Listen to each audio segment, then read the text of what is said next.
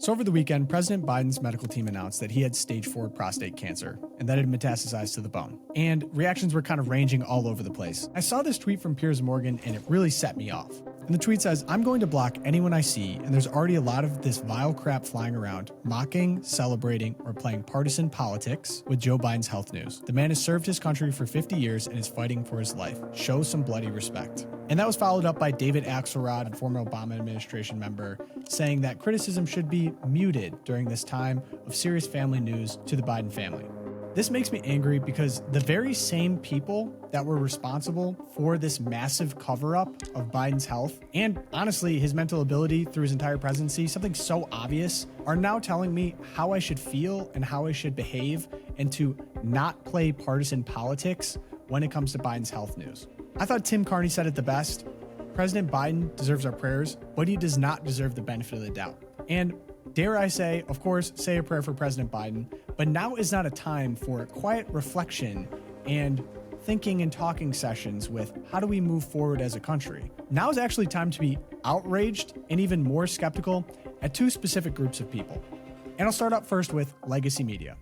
At time of reporting, a book is actually going to be released by Jake Tapper and Alex Thompson to reporters and White House correspondents. So I have the exact title here: Original Sin, President Biden's Decline, Its Cover-Up, and His Disastrous Choice to Run Again by Jake Tapper and Alex Thompson, and it's being released at this exact time of recording. So Jake and Alex are esteemed journalists, and I even went to the liberty to go find a definition of what journalism is: the practice of gathering, recording, verifying, and reporting on information of public importance, speaking truth to power, if you will. And so Alex and Jake's version of this, even though they had direct access to the White House, is withholding information that is important to the public. Even worse, covering for what is honestly probably the greatest American media scandal of presidential history, at least in my lifetime, and saving that information until it's safe enough to talk about it, that you can make a ton of cash off of it, and most importantly, that it doesn't impact any election decisions. And so what are some of the hits from this book so far from Jake and Alex? Here I have that he couldn't talk off a script as early as 2020.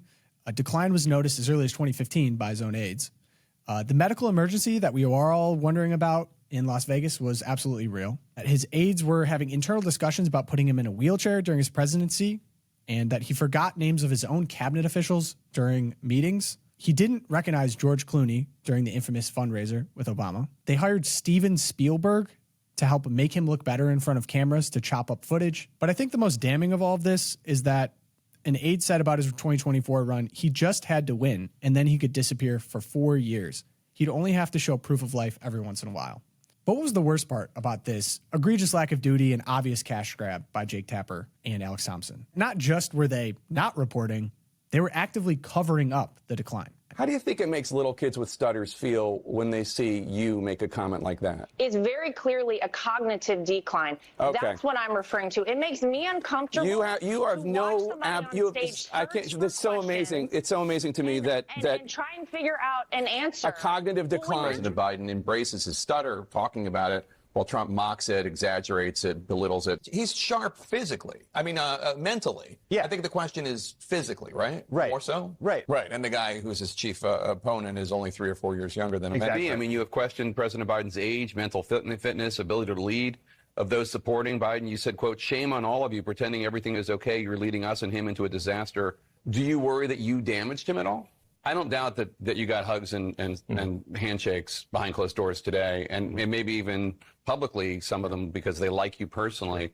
But I've heard a lot of really nasty stuff about you from your Democratic colleagues. Sure. I mean, just like, what is he thinking? Exercise in narcissism. I mean, false claims to the Wall Street Journal about President Biden's mental fitness and acuity. He's 81, and his memory, it doesn't seem great. It's not horrible, but I don't understand the outrage. Quote, "Behind closed doors, Biden shows signs of slipping," unquote. The Wall Street Journal is owned by News Corp, which is run by the Murdochs.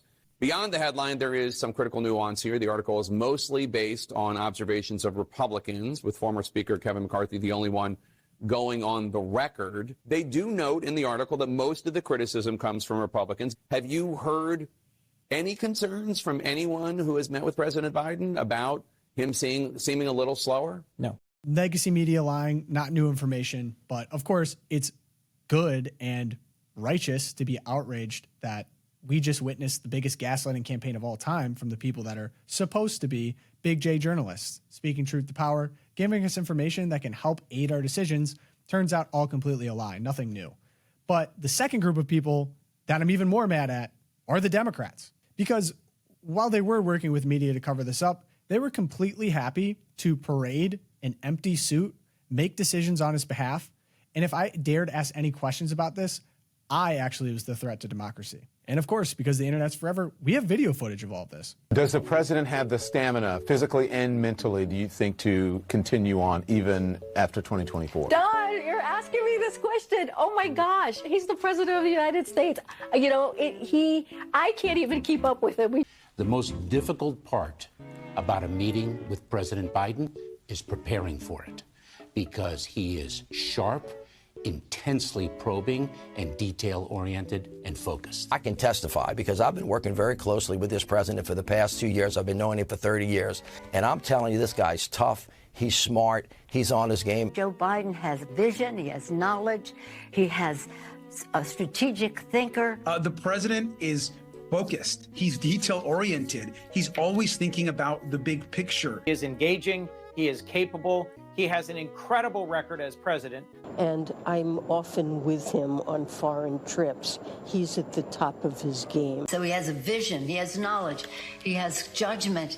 He has a strategic thinking. I met with the president, 5 or 6 weeks ago, and he seemed fine to me. I have complete confidence in the president.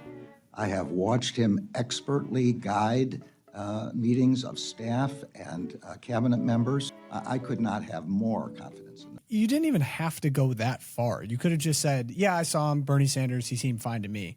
But to go as far as to say sharp as a tack, I can't keep up with them, it's just disgusting and groveling.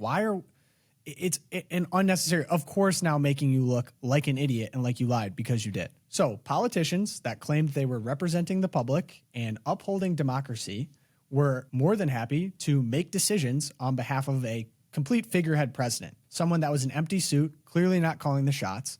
And what did we get for, these bastions of democracy? What decisions happened that actually impacted my life? And I can speak very personally to this, but I think it has a lot to do with the fact that Gen Z has become the most radically conservative generation of all time. And was it because they somehow found family values and that Christianity is spreading throughout the world? Maybe to an extent. But I think most of it was actually an own goal. We lived through the most draconian assault on liberty I've ever experienced in my lifetime. 2 weeks to slow the spread. Guess what that turned into? Shutting down my churches, shutting down my schools, vaccinating my children. If I wanted to work, I had to get vaccinated. If I wanted to go outside, I had to get permission. These requirements left family members to die alone. Maybe, if you're lucky, seeing them through a Zoom screen. And then at their funerals, many people couldn't go. But of course, at the same time, what was happening? The George Floyd riots, the mostly peaceful protests that were happening all over the country and completely condoned by all of these same decision makers. And while all this is going on, we get the disastrous Afghanistan pullout. Makes a little bit more sense in hindsight why it was so disastrous and chaotic, where American lives were lost and more lives will continue to be lost with the equipment that we left over there, used now by the Taliban to terrorize the region. And let's take a look at the broader world as well. We have more wars that started during the Biden regime, and now many of the bureaucrats are coming back and saying, we were never even talked to or negotiated by the Biden administration. Who knows who's pulling the strings? And if you're another country, could you even imagine what that's like? What a world leader would feel like negotiating with America when the people running the show actually knew that the man at the top had dementia? He clearly wasn't making the decisions himself. How do you negotiate or even work with nameless, faceless bureaucrats that have been there forever and have been calling the shots forever? You don't even get to negotiate with one person. Say what you want about Trump. It's very obvious he is the one doing the negotiation. But don't worry, of course, just as much damage was being done on the home front when our country was literally invaded as the border czar, Kamala Harris, did just about nothing. There was an unprecedented amount of American illegal immigration. And while this is going on, even Democrats started asking questions. Why do none of these decisions make sense? Why can no one ask questions to the president? Why don't we see him very much? And when we do, he kind of looks like a Roomba.